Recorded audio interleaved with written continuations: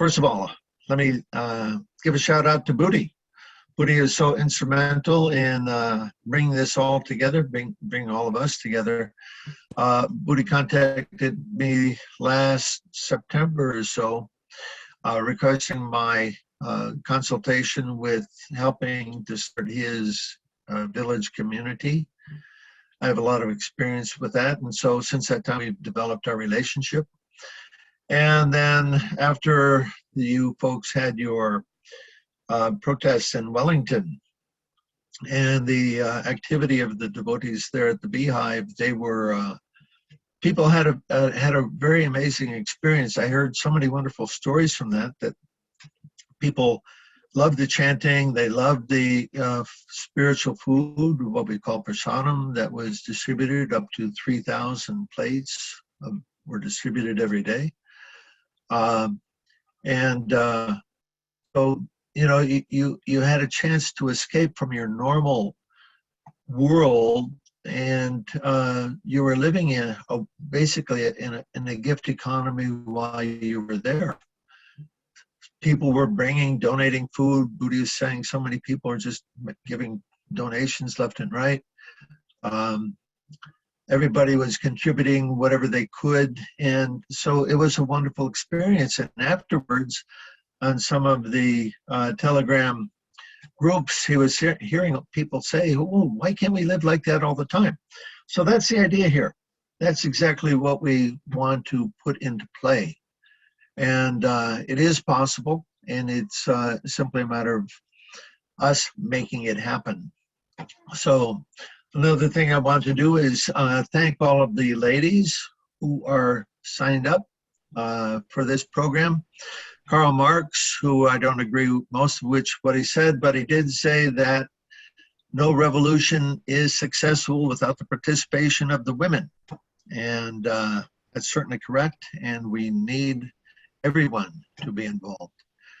I'm not going to speak from the perspective of religion. Some people were wondering, you know, if this is going to be about religion or if I'm going to try to convert people. No, not at all. However, I will be speaking from the context of what is called Sankhya philosophy. It's a Eastern philosophical method of analyzing the material world and what's going on here. And that's based on basic universal principles. All the classes will be recorded and posted, and as long as all of you help me remember to hit the record button, right? Thank you. And I'll post them as soon as possible on my YouTube channel, and I will send the link out to all of the registrants. This course is my gift to you as a way to kickstart our gift economy. And in the gift economy, direct reciprocation is not required. However, reciprocation or giving is the essence. And if you like, you can reciprocate with me directly. I'll give you some means to do that. Or if you like, you can pay it forward to whoever you like, with the idea of encouraging them to also pay it forward. What else? There's homework. Please do the homework. I cannot squeeze everything into 6 to 9 hours that needs to be said on this. I'm giving you basically 30 years or 40 years of my experience in this course, and so there's a lot of information, particularly when we speak about economics. It touches every aspect of our lives. So please do the homework. Questions, answer, if you have any questions, you can raise your hand. There's if you go under the reactions button on the bottom, there you can raise your hand. I'll try to answer your questions as we go on the fly, but if I'm not able to, then there will be time for questions at the end. And let's see, what else? I'd like to see your face. Thank you, all of you, for revealing yourselves.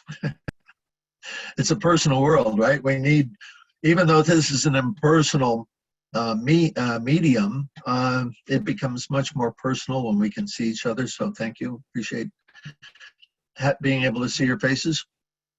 And if I didn't say it yet, I'm going to speak for approximately 45 minutes, and then we'll save another 45 minutes for questions and answers. Okay, that's the preliminaries. The homework for today was a lecture by Professor Yefimov, who's the rector of the St. Petersburg State Agricultural University. And I met him one time. I spoke at his university. Wonderful man. He came to my lecture, and we had wonderful discussion afterwards. So this lecture that he's given to the FSB, or what was formerly the KGB, is a lecture about how to rule the world.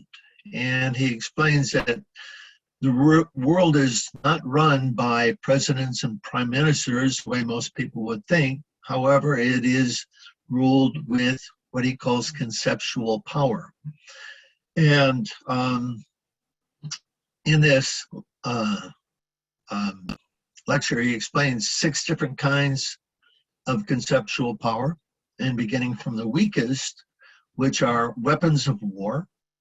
The second, or more powerful than that, is genetic weapons, drugs, alcohol, and so on.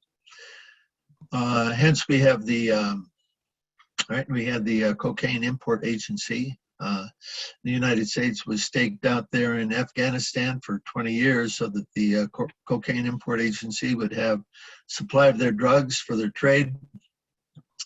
The next most powerful tool for controlling the world is economics, which is, again, why we're having this discussion, to understand how does that work and how are we all conditioned by that.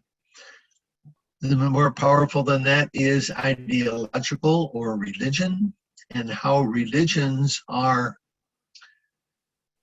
let's say, adjusted for political purposes. I've written a book on that subject. Let's see if you can see the cover. Divine, there we go. Divine or demoniac, spiritual movements and the enemies within. 500 pages.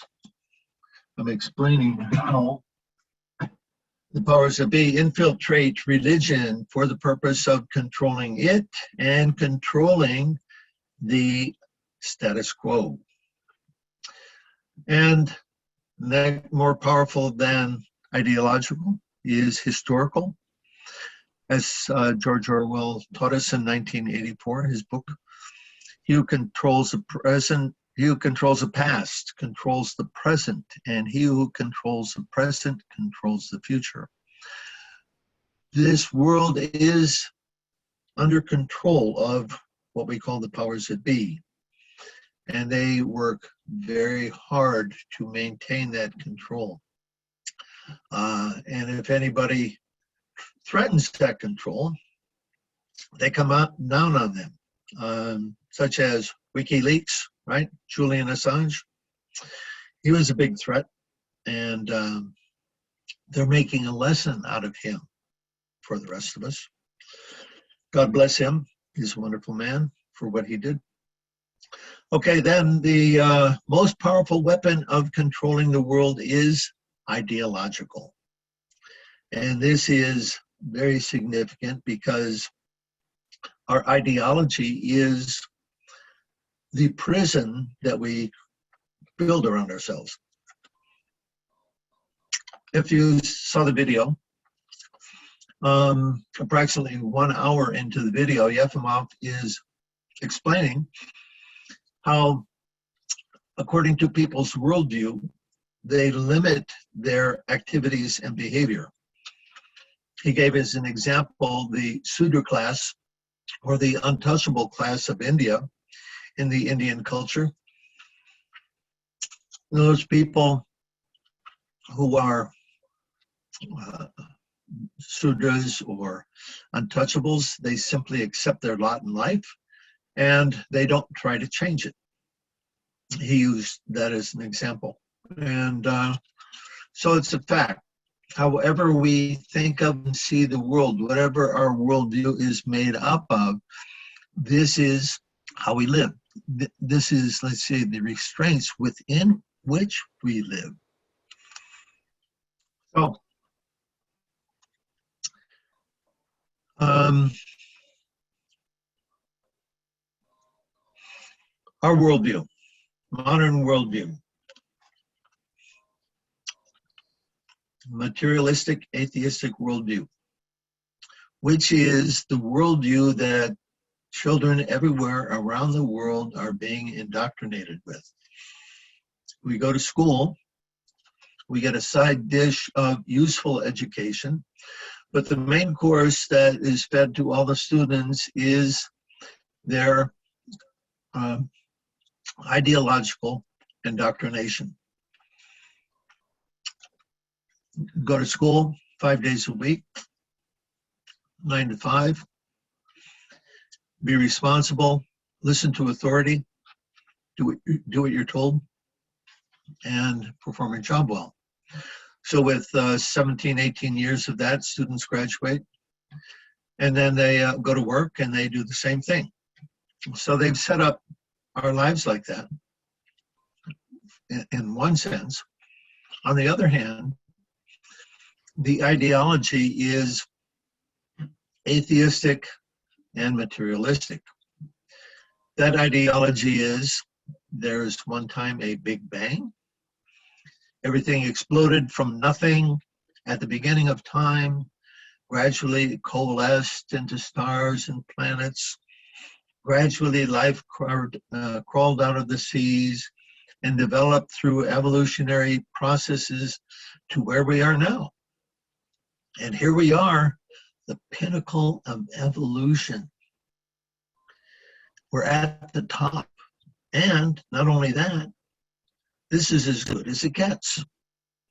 Well, we're all fed this idea in school. And so what's the benefit of this? What's the result, rather, of such an indoctrination? Well, I am the body, right? I'm, we just evolved by chance, and here we are, and I'm the body. After I die, that's it. Nothing else, blank, sayonara. And since we're only here for a short time, you might as well get all the enjoyment I can.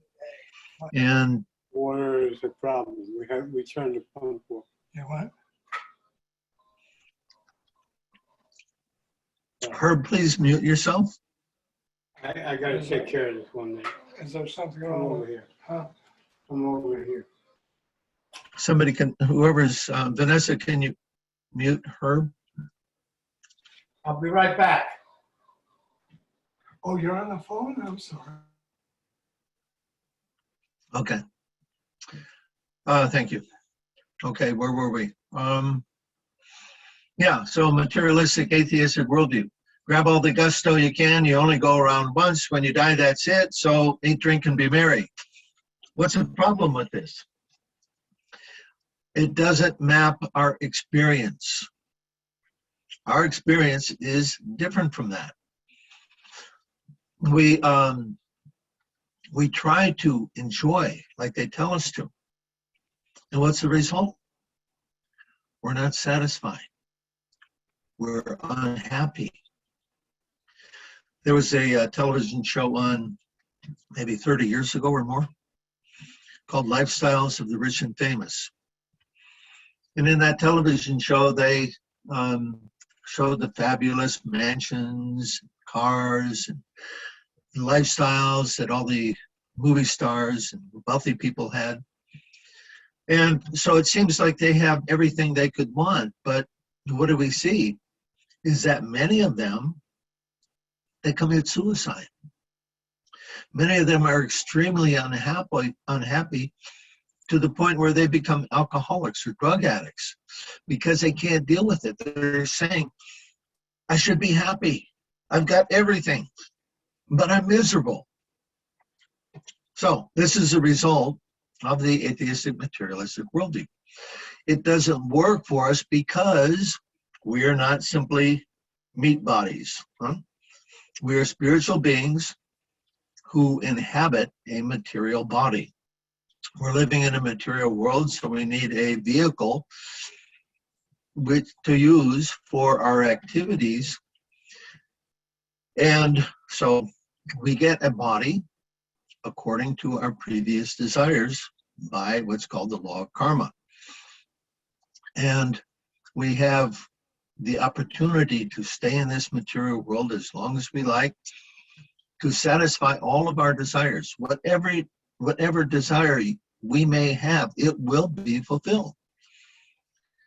Perhaps you've seen the video series or read the book, The Secret, or read the book Think and Grow Rich, or The Power of Positive Thinking, or this genre of books that explain that we can have anything that we want by the power of the mind. But in the movie, the video, they leave out two very important things. One is, even if you desire something in this life, you can't get it if you don't have the proper karma for it. In other words, I may want to be a billionaire, but I don't have enough pious credit to be able to get that in this lifetime. However, when I do have the pious credit, in some future lifetime, I'll have the opportunity to become a billionaire. Herb, please mute. Can you hear me? Yeah. Yes, Okay. Please mute yourself. Thank you. If you want to ask a question, raise your hand. On the bottom, under the reactions button, you click on that and then it says raise hand. You can do that. And then I'll get to it as soon as I can.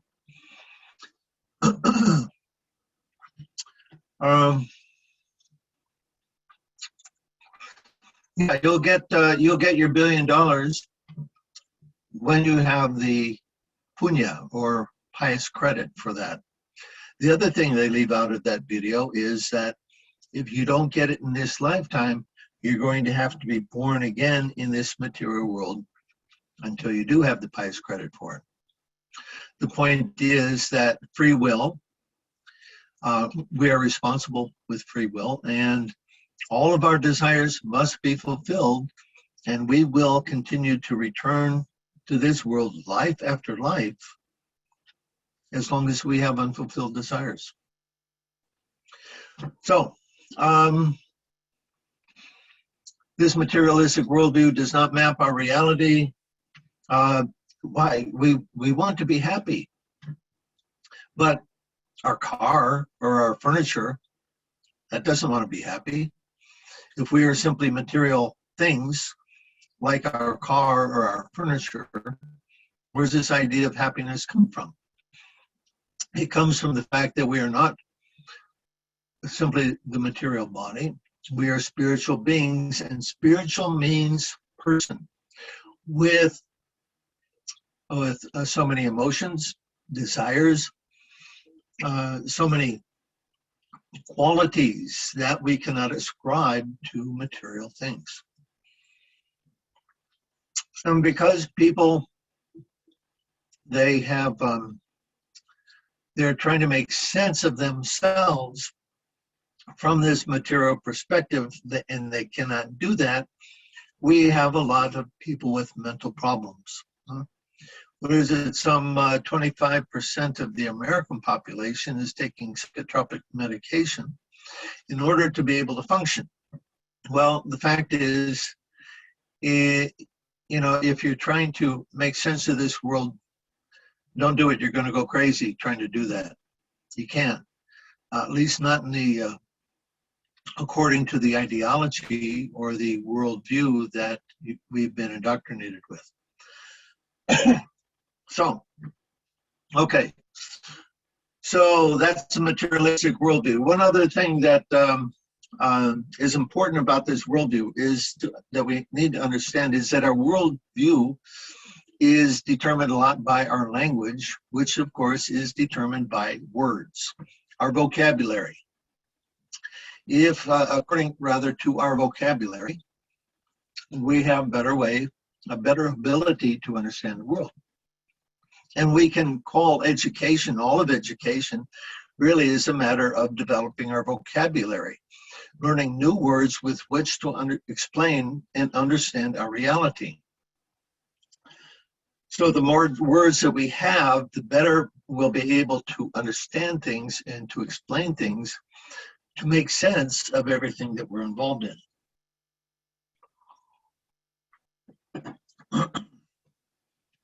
However, some cultures, some languages do a better job with this than others. And I want to read a quote here from the book 1984. And this is one of the persons who worked in the, what's it called? Newspeak section of 1984, or INSOC. This is a person named Syme, and he's speaking to the protagonist, Winston. He says, you think that our job is inventing new words, but not a bit of it. We're destroying words, scores of them. Hundreds of them every day. We're cutting language down to the bone. It's a beautiful thing, the destruction of words. Don't you see? The whole aim of Newspeak is to narrow the range of thought. In the end, we shall make thought crime literally impossible because there will be no words in which to express it. Every concept that can never be needed will be expressed by exactly one word, with its meaning rigidly defined and all of its subsidiary meanings rubbed out and forgotten. Already in the 11th edition of our dictionary, we're not far from that point, but the process will still be continuing long after you and I are dead. Every year, fewer and fewer words in the range of consciousness is always a little smaller. Even now, of course, there's no reason or excuse for committing thought crime. It's merely a question of self-discipline, reality control. But in the end, there won't be any need even for that. The revolution will be complete when the language is perfect. Newspeak is INSOC, INSOC is Newspeak, he added with a sort of mystical satisfaction. Has it ever occurred to you, Winston, that by the year 2050, at the very latest, not a single human being will be alive who could understand such a conversation as we're having now? How could there be a slogan like, freedom is slavery, when the concept of freedom has been abolished? The whole climate of thought will be different. In fact, there will be no thought, as we understand it now. Orthodoxy means not thinking, not needing to think. Orthodoxy is unconsciousness. Perhaps as I was reading that, you were thinking about what's going on in the world today. Certainly, I certainly do reflect on that as I read those words.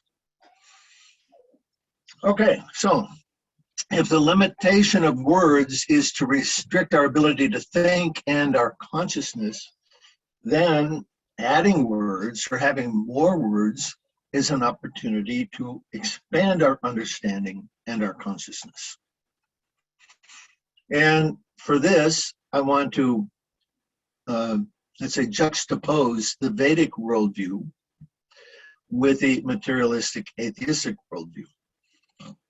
Now, the Vedic worldview is based on the language of Sanskrit, and Sanskrit is a spiritual language.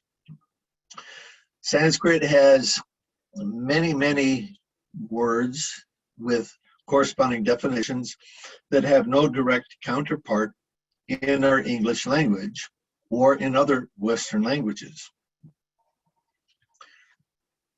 And the benefit of understanding the world through the Vedic worldview is to be able to learn those words and the concepts that are associated with them to help us more accurately explain our circumstances and our reality.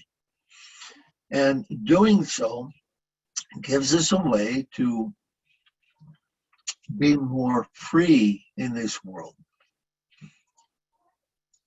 We're very much like the lab rat. The lab technician has put us in a maze. All we can see is four high walls all around us, white walls. But we smell some cheese someplace. So we're scurrying along looking for the cheese. Maybe you've heard the book or read the book, Who Moved My Cheese, right? Good title for a book. We're looking for the cheese, and we don't know where to go.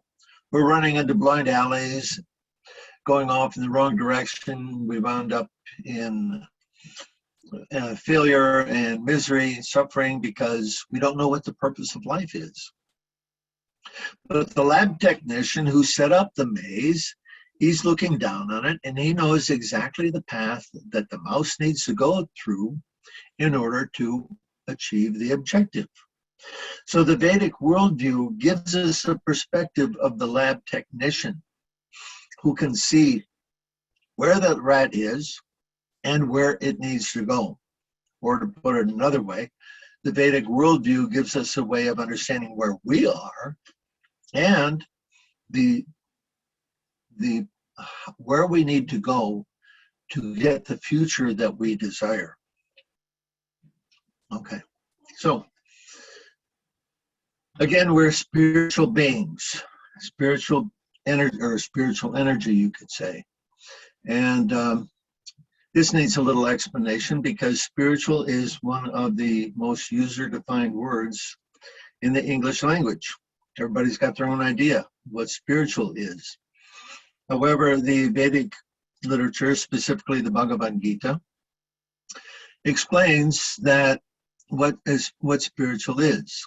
It means, again, person, us. We are persons, and we are the person who lives in the body, the material body, using the interface of the mind with which to interact with the material body. So we have different bodies. We have the material body, the physical body. We have the subtle body, the mind, intelligence, and ego. And then there's ourself. So this is how we are situated in this world.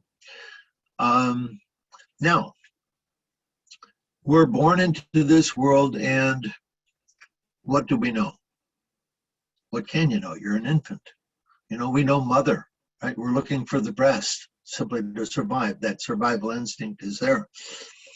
But as we develop and grow, we identify with mother. This is who I am because this is the source of my sustenance and nourishment. So we identify with mother. Then later, as we grow a little further, we identify with father and siblings. As we continue to grow, we identify with our neighborhood, the school that we go to, and so on. So as we develop, we add different conceptions, or let's say different aspects of our life to our ego.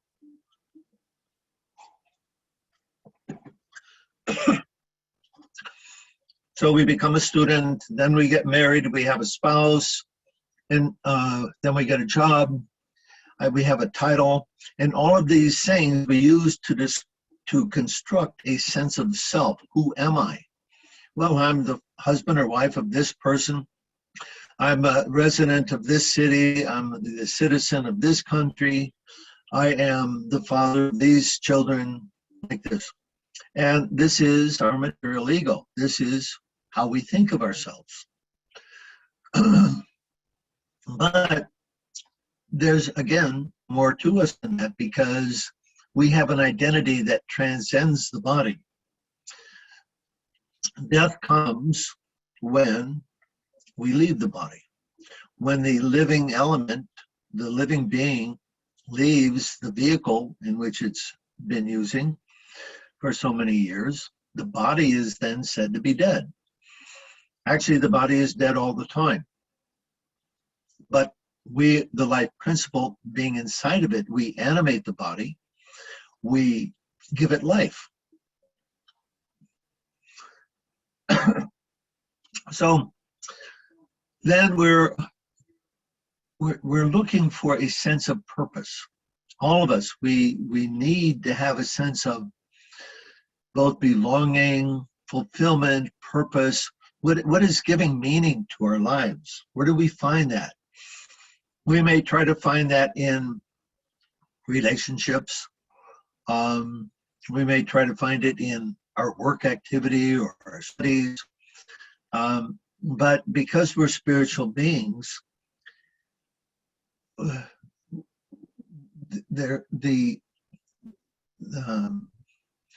completeness of our identity goes beyond that. And it goes all the way to God. We are part and parcel of God. God is the supreme living being. We are part and parcel of God. So when we develop a relationship with God through prayer, through religion, then we can find more meaning in our lives. Actually, the thing that got me on my present spiritual path, when I was a young man in university, I was looking for happiness and wasn't quite sure where to find it. And but George Gallup, you may know George Gallup down there. He does public opinion polls, and he made a poll to find out what people are happiest. And the results of his polling was that the people who were involved, who were very much involved in their religion, were happier than people in general. So I went, okay, well, happiness is subjective, so I'll try to find happiness in religion. And I was raised a Catholic by my parents. And didn't find that philosophically plausible, what to speak of satisfying. So then I turned to looking to Eastern thought. And very quickly I came into contact with the works of my spiritual master and this Vedic philosophy. Okay, so one last point about the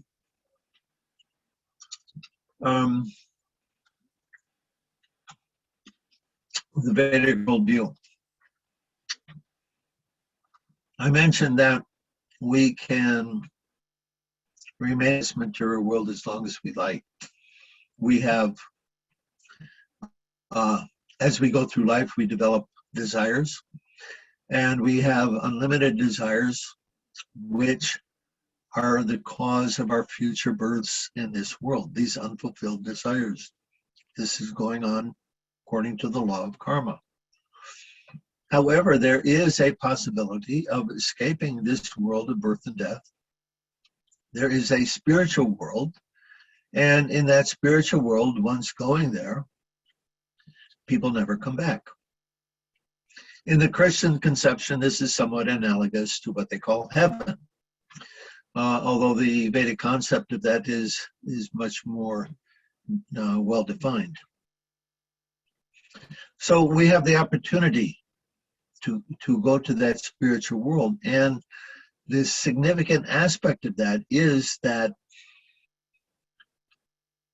when we achieve that, all of our desires will be fulfilled. We will become peaceful. We will become extraordinarily happy or blissful.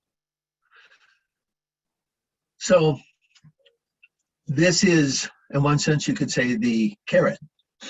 You know, what is leading us on in life? What are we living for? What's the purpose of our life? If we understand this, this is the direction that we can go in. Now, in the spiritual world, they're not using any money, right? You think God and the saints, they're buying and selling to each other? I think not, right? What's the economy in heaven? Love. The currency is love, right? Giving with love, serving the Lord. The Lord, the devotees serve the Lord, and the Lord serves the devotees. And in this loving exchange, everybody is blissful and full of happiness, unlimited happiness. So this is what the materialistic atheistic worldview seeks to do, to limit our understanding of this. Why? Because those powers that be are exploiting us from cradle to grave. That's their philosophy. They think they're the body. They want to get everything. And not only everything, they want to get all of it. And even what you have. That's the nature of that consciousness. So there's two directions in life. One goes toward God and the other. Everybody's on that path, going one direction or the other.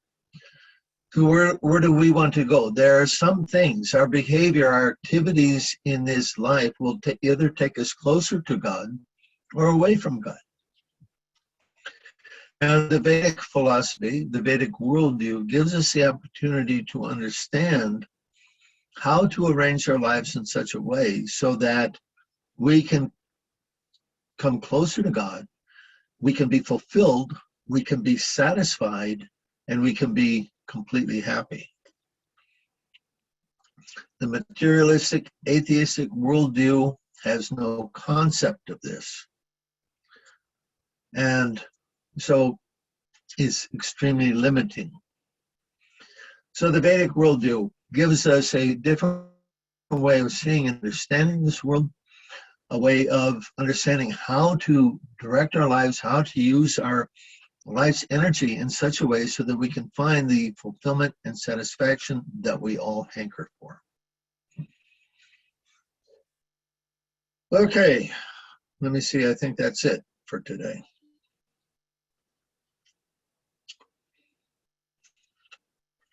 Yeah, so I'll stop there. And if you have any questions, please raise your hand. I can only see half of the, let's see, there's 2 screens of participants. So I can only see 1 screen at a time. Anyway, if you go to the bottom under the reactions button, you click on that and you'll see raise hand. So you can raise your hand if you have a question. And don't be shy, please. The only stupid question is the one that's not asked. If you have a question, likely somebody else has it too. So don't hesitate to ask your question.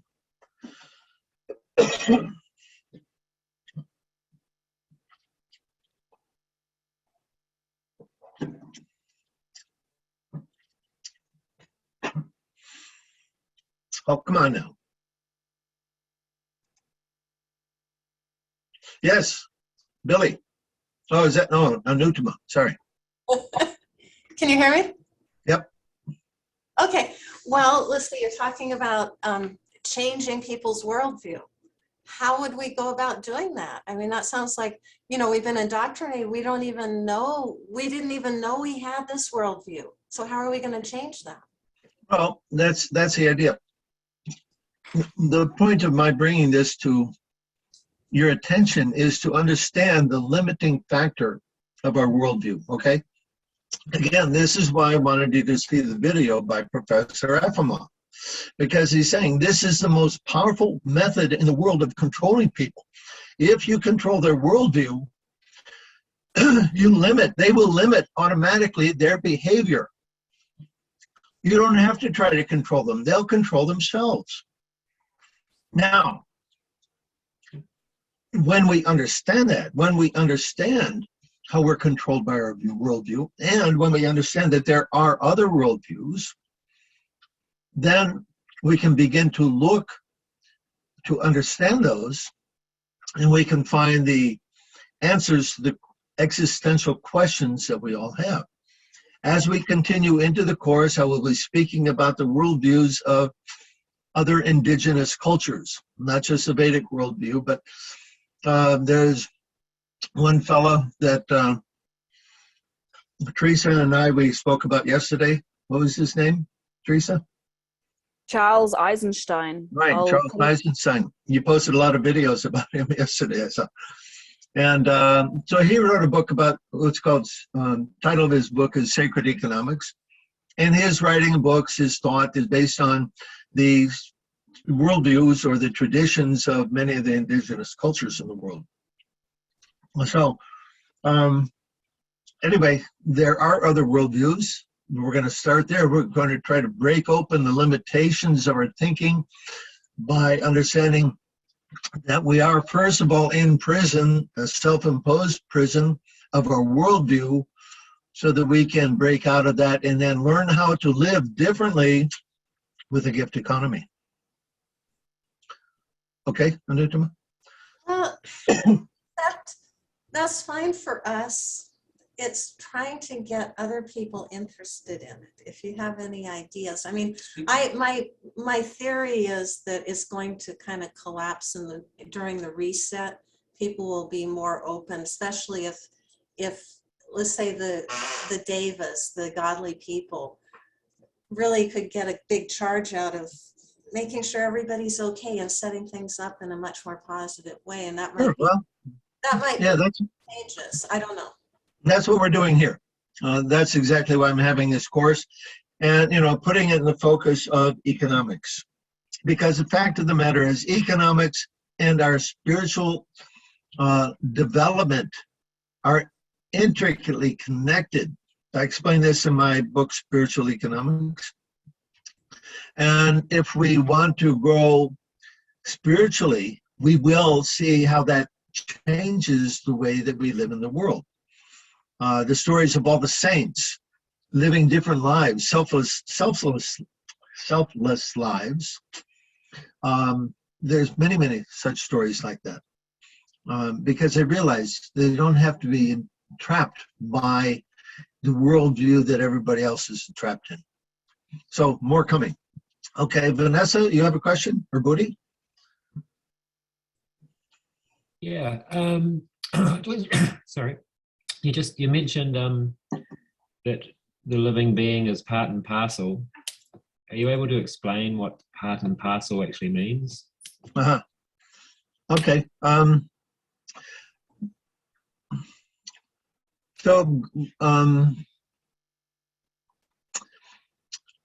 There's a what we call a shloka, a verse from one of the Upanishads, the Isa Upanishad. Om Purnamada Purnamidam Purnat Purnamudachite Purnasha Purnamadaya Purnam Evavashishate. The personality of Godhead is completely perfect, and because he is completely perfect, all emanations from him are perfectly equipped as complete wholes. And because he is a complete whole, even though so many complete units emanate from him, he remains a complete balance. Very tricky with the complete idea, but that word is repeated again and again to give us the idea that God is unlimited. God is so unlimited that he doesn't even know the extent of his own personality. And as he discovers aspects of himself, basically they're thrown off as individual persons. So we can say God expands himself. This is the way it's explained in the Vedic literature. God is expanding himself into different categories of living beings. And the absolute truth is the place in which all duality is reconciled. So male, female, big, small, limited, unlimited, infinite and infinitesimal, all of these aspects of duality are reconciled in the absolute truth, which is God. So God is both masculine and feminine. He is both infinite and infinitesimal. He is both one and innumerable. So the personality of God, who in our religion we call Krishna, he is the one, and the unlimited expansions of him are us. We are qualitatively equal to God, the same as God. That means we're persons like God. We have the same qualities. But he is unlimited and we are limited. That's the difference. And our perfection comes in, again, reuniting with that complete whole. All of us, we feel a sense of incompleteness. And so we try to fulfill that sense of incompleteness by finding a partner in life. But, you know, so many of us know, even after we find the perfect one, after some time, they're not so perfect anymore. Why? Because they are not they cannot be the means of our fulfillment. We have to connect with the infinite source or God. So there's a lot of theology about that. There's a great spiritual science behind that. You know, Eddie, you see there's many Hare Krishna devotees in this program, and I'm very grateful that so many of them have come. And if you know of any of them, if they're in your neighborhood, you can ask them for more. Okay, so we'll leave that at that.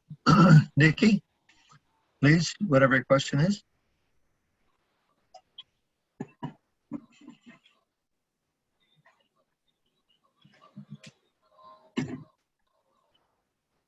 Nikki, Nikki, you got a question?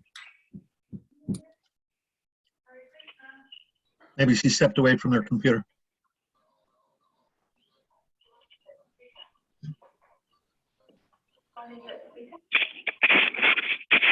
Hare Krishna Prabhu, can you hear me? Hi, Nikki. Hare Bol. Can you please explain, Prabhu, Lakshmi Devi's role in the concept of the gift economy? Okay. This gets into a little bit of Vaishnava theology. But first of all, for those who are not familiar with some of these words, Haribol is a word that the Hare Krishna devotees use for greeting each other. It's kind of like saying hi. It means chant. Hari is the name of God, and Bol means chant. So, but it's become a way of saying hi, bye, what's happening, like that. An universal word. And Prabhu is another word which means, technically it means master, but it's usually an address of reverence. So we sometimes throw those words around a little loosely, but anyway, that gives you some idea of what's going on. Okay, so the role of Lakshmi. Now, God has both masculine and feminine aspects. The Lord, the Supreme Lord,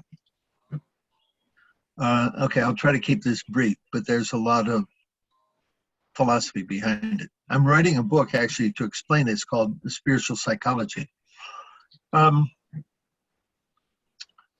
So, God is the original person, and he's the original person. He has all energies.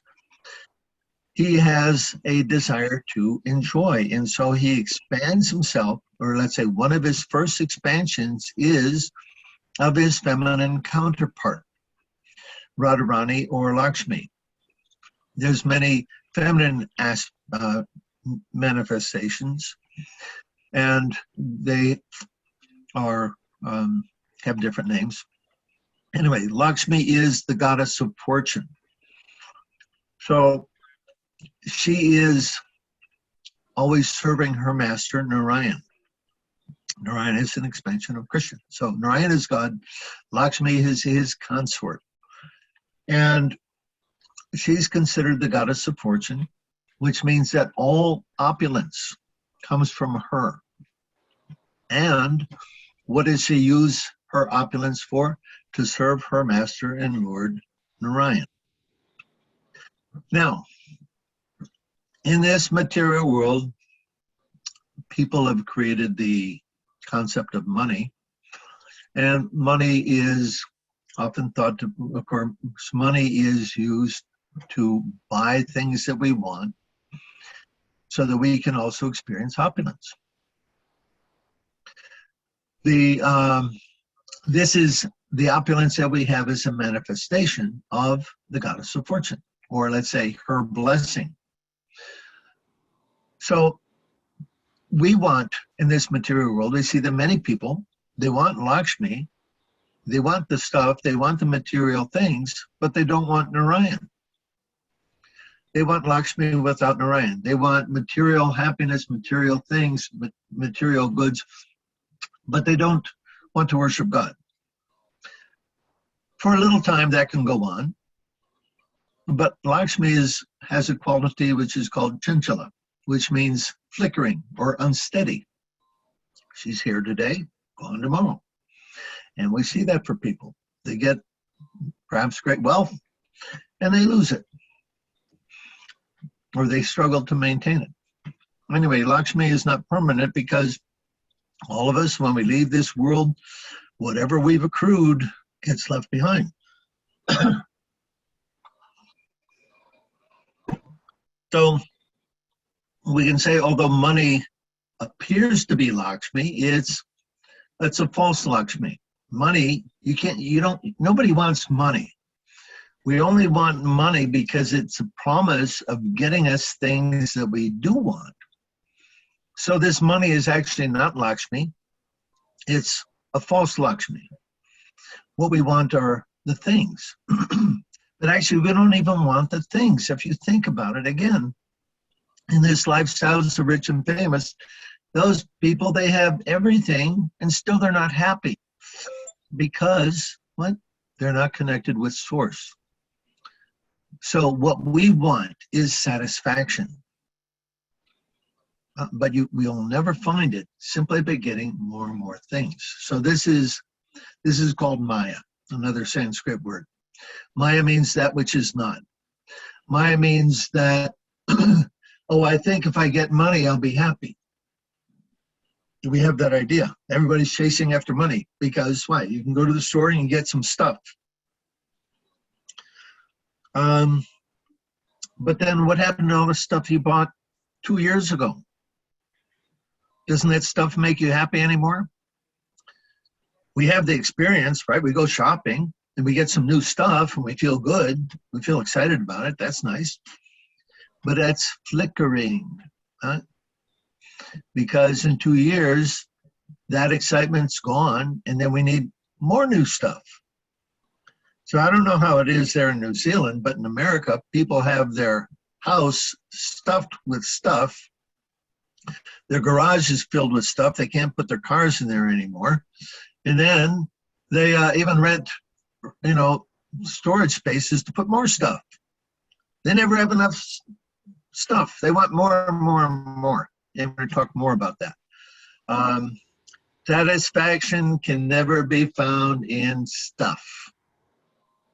It has to come from someplace else. Okay, that's a brief explanation. This gets into a lot of philosophy, I know. And anyway, if it creates more questions, just put your hand up and we'll discuss it all. Who else?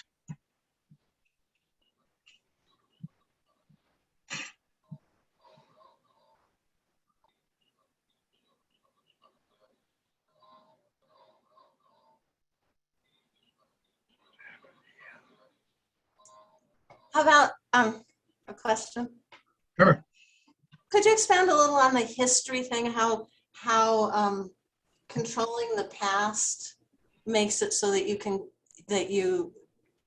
control the present? Okay. Because I've been hearing some interesting things about this beautiful architecture that was all over the world. I don't know if you're aware of that. Oh, yeah. Yeah. Uh-huh. Okay, well, again, this comes back to our ego or our worldview, our sense of identity, right? Who are we as a person? Everybody has existential questions of life. Who am I? Where have I come from? What's the purpose of life? How can I be happy? What happens when I die? Everybody has to deal with such existential questions. So one of those questions is, where am I and where have I come from? And to answer those questions, in school we're given history books, which purport to explain a history of the people of our country or the people of the world. And we identify with a part of that. And so this is given as an explanation of who am I? I'm an American, I'm a Russian, I'm Ukrainian, I'm English, I'm French, I'm New Zealand. What do you call yourself Kiwis down there? Is that, I don't know how you take that, yes? Okay. I'm a Kiwi. I don't offend anybody. So who am I? Okay, so we as children, we grow up and we accept as truth everything that the authorities tell us. We have no reason to doubt that think that they're lying to us. And so they answer the questions as best we can. Especially when, a child gets to be about 5 or 6 years old, he's always nagging the parents with the question, why? They want to know why. Why? They're at that stage of development. Finally, the parents get frustrated and say, because I said so. So we need to have a sense of identity. So who controls the past controls the present. That means you're controlling the past, you control the identity of people. So we've seen here in the United States, for example, as the liberals have gone crazy, they're tearing down all of the historical monuments of the forefathers of America and saying that they're all racist or for one reason or another. But what that does is destroy the history so that people don't have a sense of where they have come from or what their place is. So this is the same thing. I don't know, let's see, going back to George Orwell here, when they were destroying words, right?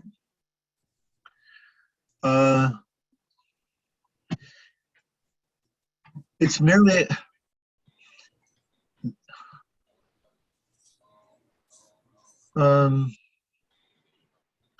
every concept that can ever be needed will be expressed exactly by one word with its meaning rigidly defined and all subsidiary meanings rubbed out and forgotten. And the process will continue. Every year, fewer and fewer words, and the range of consciousness gets a little smaller. So they're destroying the ability of people to think of who they are. They won't have the words to consider it. So again, this is why the Sanskrit language is so important, because it gives a word like Atma. Now, Atma is equivalent or translated as the word soul in the English lexicon. But again, the spiritual science is not very well developed in the Judeo-Christian traditions. And so that doesn't really explain anything, soul. People have different ideas. What is soul? Or it becomes quite confused. But the Sanskrit word explains spiritual is being personal. So I made a survey one time to ask people what was their definition of spiritual. If I can find it, I'll send it out in an email. You can take it. So in this survey, it was like check off all of the things that you consider to be spiritual. And on that list, I put, of course, God, church, the Bible, things like that. And then I also put things like sunsets, sitting at home on a rainy day with in front of the fireplace with a cup of chocolate, reading in the good book, or sitting with my partner and watching a nice movie, a romantic movie, things like that. So I put all kinds of ideas, rainbows, candles. Well, candles have to be spiritual, right? Because in every movie where you see some kind of spiritual setting, there's dozens of candles. So I put all of those choices, and I told people, well, check off all of the things that you think are spiritual. And to my surprise, or not, everything was checked off just about equally. In other words, spiritual is what you think spiritual is. But the Vedic, the Sanskrit gives us a very specific definition of it. It means personal. In other words, a rainbow can't be spiritual because it's not a person. It's some light in the sky. Sorry to bust your bubble, but it's a pretty image. Actually, what that means is that whatever people felt was meaningful to them, they wanted to call that spiritual because they don't have another way of expressing that. So they say, well, this is spiritual. So the Sanskrit language is extremely important in that because they give us specific definitions to sort all this out, to understand exactly what's what, so that we can understand where we are, where we have come from, how we have gotten to where we are, and how we can control our future by controlling our present. So, one other thing, one other very important aspect I left out of the Vedic worldview is there's two types of living beings in this world, and those are defined as the divine and the demoniac. The divine are those persons who are willing and happy to follow the laws of God. The demoniac are those who care nothing for God and make themselves their own decision maker of what's right and what's wrong. I'm going to give you a homework assignment tonight, which is a chapter from my spiritual economics book to read about divine and demonic consciousness, where this is explained in much more detail. The world at the present time, according to the Vedic worldview, is controlled by demonic beings and has been for some time, which is why the things that are going on. These are not godly people. They do not have everyone's best interests at heart. Their whole idea is absolute control and absolute possession of everything in the world. That's what their Great Reset is all about. Anyway, I think I'm meandering a little bit on the answer to. I have one follow-up. Can you still hear me? Okay. Yep. Sometimes with the historical things, like there's a bunch of historical events where the story doesn't fit the facts that are, can be verified. Like, for instance, the Holocaust. What do you do about,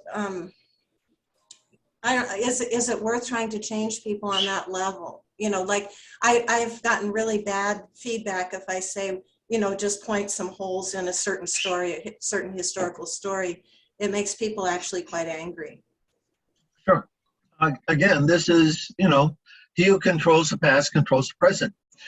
There are some who opine, and I'm not going to enter into the argument here. There are some who opine that the Laura is here. Vanessa, can you mute Herbert? He's always getting unmuted. Thank you. There are some who opine that there was no Holocaust, that it's a story that's made up for the purpose of political control. And there's a lot of evidence to that fact. Because, for example, 6 million Jews were killed in Germany. Well, what about the 20 million Ukrainians that were killed in the Holodomor in the 1930s, when the Soviet government starved 20 million Ukrainians to death? Isn't that worthy of a similar amount of sympathy? In other words, they're controlling the past to control the present, to control the emotions of people in the present. And because that certain segment of people has a very great control over the media, they're able to keep that story going. Now, this gets into a lot of controversial concepts here. Controversial, why? Because those who control the narrative, they want to maintain the status quo. And so anybody who's challenging the narrative, they will say this is conspiracy theory or whatever. Who's that fellow? Ernest Zundel, who was saying there was no Holocaust. He actually went to prison for saying there was no Holocaust. So they go to that extreme to control the narrative. In any case, it's a point of controlling the past to control the present. And by controlling the present, then, in other words, they're controlling the whole narrative, right? From the Big Bang all the way up to present day and on into the future. That's the point. To give people a way of thinking about themselves so that they will automatically stay between the lines, right? And not rock the boat. But at the present time, the people have too many sources of information. And they are starting to see that the official narrative is full of holes. Okay. Something else? Thank you, Nutama. How are we doing on time? Okay, we've been at it a little over almost 2.5 hours. But I'll see here as there's questions. Okay, There is a wait, question. that's our name. Jenny, talk to us. Hi. Hare Krishna. Thank you. I just wanted to ask about, you were talking about from the weakest to the most powerful of the conceptual powers to control the world.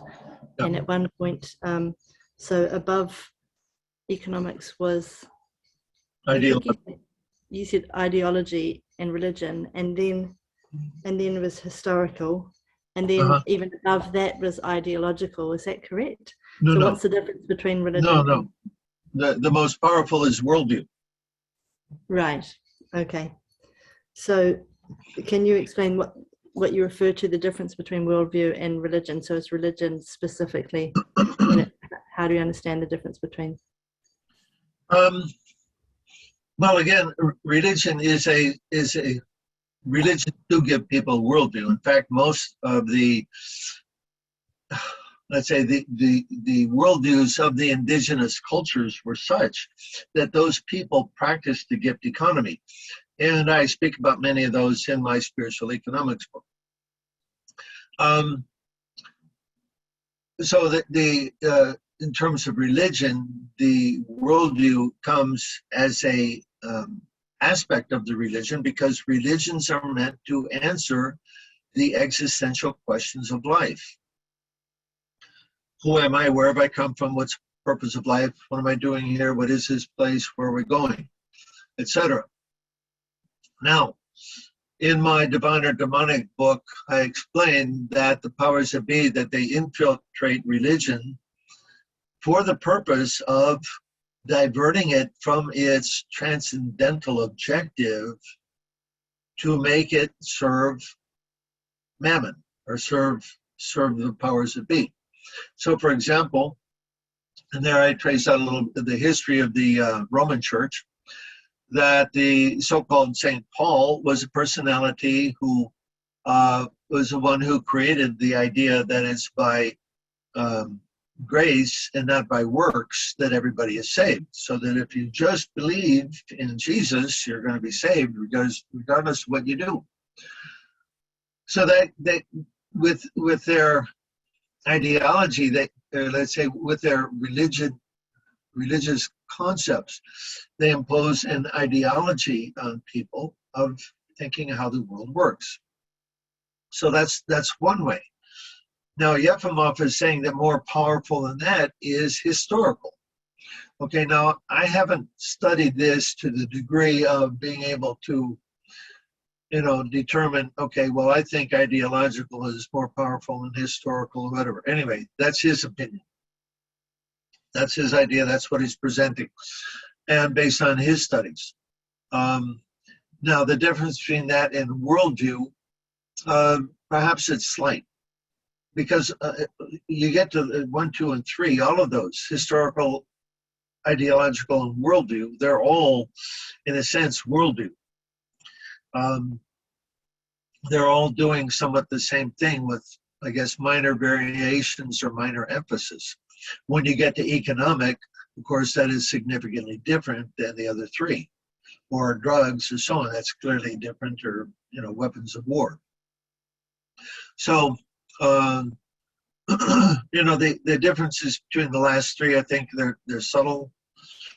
I can't say that I can give you a specific reason why one is more powerful than the other. That's Yefimov's analysis. Sorry, that's all I can say. Rama? Hare Krishna. Krishna Krishna. Thank you, Prabhu. I really appreciate your knowledge on all of this. Just carrying on with that conversation about worldview, you mentioned, if I'm remembering correctly, you mentioned that starts at school. That's a massive part of the construct of developing that worldview. I'm assuming that mainstream media is another way that's constructed. Reinforces the other. Yes. Yeah. I'm just wondering if there are any other elements or constructs that you see feed, really, obviously the whole world is, the society is constructed to feed that worldview, but anything specific? Let's take the case of universities right now. Universities have all been infiltrated by Marxists, and used to be, when I was a young man going to university, it was a time for young people to go there and find themselves, right? They could take different courses and try different things and, dabble in different ideas and find out what they liked.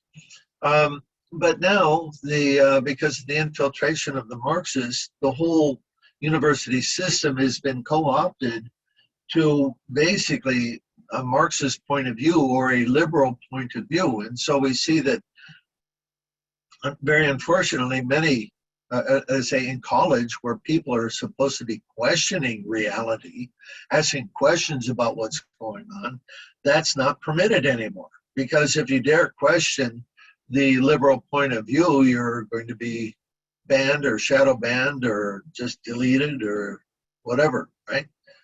You can't say those things. So it's gone into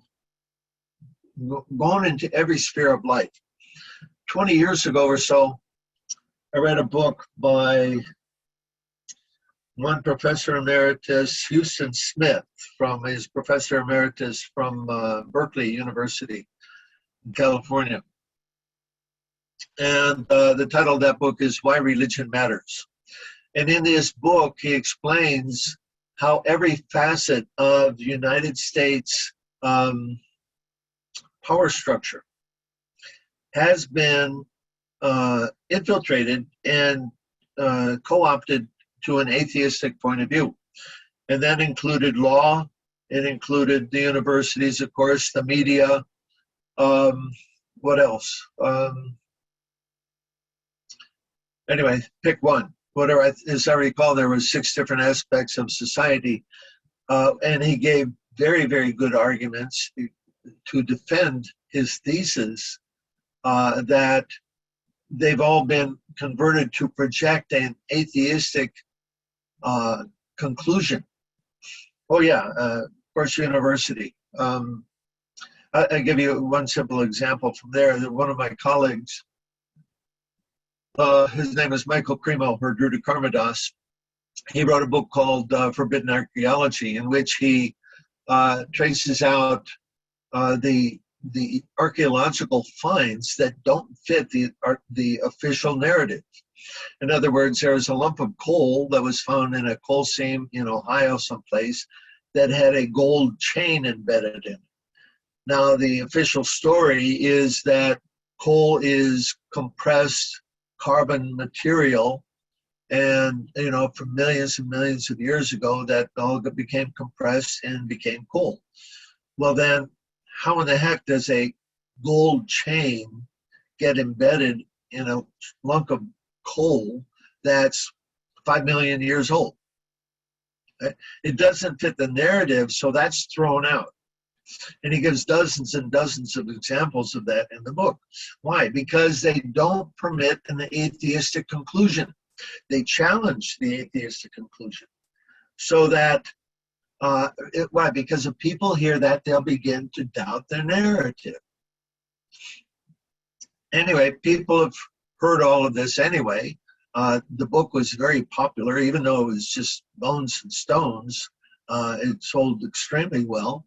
And it was a wake-up call for many people that human beings did not come around just about 50,000 years ago, because there's evidence of human intelligence that dates back millions and millions of years, all of which have been suppressed. So again, that's a matter of, you control the past, you control the present.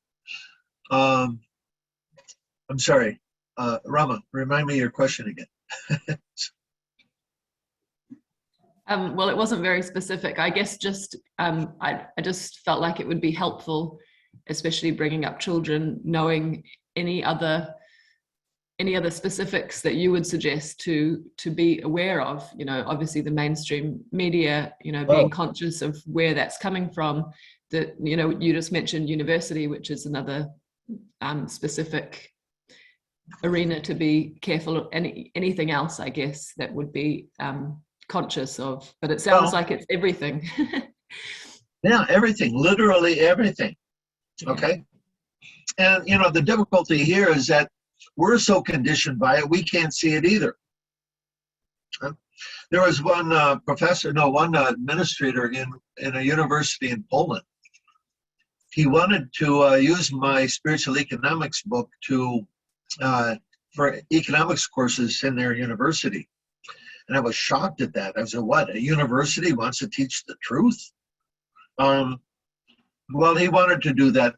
As it turned out, he wasn't able to push that through. And in fact, as a result of that and other ideas of teaching the truth, he lost his job. Not surprisingly. So the problem is, even if you homeschool, right, you have to teach your children certain subjects. They're trying to control everything. In fact, I remember reading some years ago about a couple in UK who were homeschooling. They were Christian. They did not want to teach their children about homosex, their 6-year-old child. But the government told them, unless you teach your child about homosex, we're going to take your child away. This is the extreme that they go to. If you look at all of the indigenous peoples of the Americas or Canada, the children many times are taken away from their parents. They're forced to go to a government school. They're forced to stop speaking their own native tongue. Why? So that they can forget the story of their history, their people, their tribe, their worldview. There's a war against these indigenous people. I remember reading in 1988, because the statistic was matching, that 88% of the violent conflicts in the war at that time were indigenous people struggling to maintain their way of life. That was published in a magazine called Cultural Survival Quarterly. And the magazine was just dedicated to the fact that the indigenous peoples of the world are all under attack by the powers that be to destroy their entire way of life and bring them into modern way of life. So this struggle is going on every level. for those of us who are not indigenous peoples or were raised up in traditional culture, we don't see that. We don't understand how it's all being attacked. But there are people who are exploring that, writing about it. And the fact of the matter is that the powers that be, the demonic powers that be, want to destroy that history of any idea of there being God, because they want to be God themselves, frankly. Okay.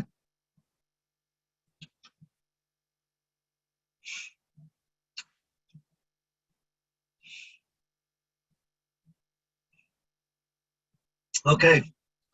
We're losing a bunch of people. They're dropping off one by one. We're down to one screen now. Anyway, thank you everyone for staying with us. It was an honor to be able to speak with you. Oh, now, again, listen, let me see if I can put in the chat box, can I add a document there?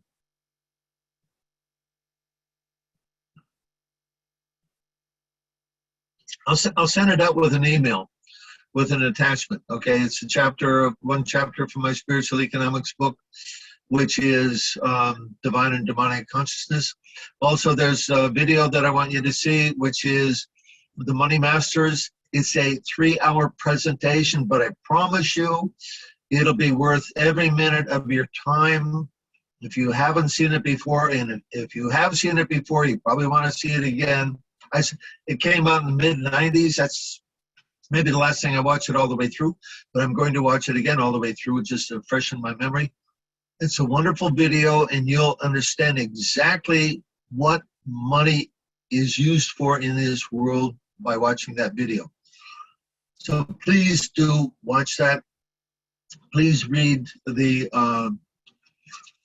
chapter that I'm going to be giving you, and because next week we're going to talk about money, how it works, and how it's used to control and exploit everyone in this world. So we got to learn about the downside of, many people, they think that money is just benign. It's just, it's not money that's the root of all evil. It's the love of money. No, money itself is evil, and I can prove it. That's my position. And if you watch this video, I think you'll agree with that conclusion. So again, thank you very much for your presence. It's an honor to be able to speak with you. I really appreciate it. And bring your friends next week. Bring a friend that will watch this with you. You can discuss the whole content with them, because we're doing our best to change the world, not live in it. We're going to be going into a spiritual culture in the future. That means we have to learn about different ways of thinking and living in this world. And that's what I'm trying to help bring about. Again, thank you very much. Namaste.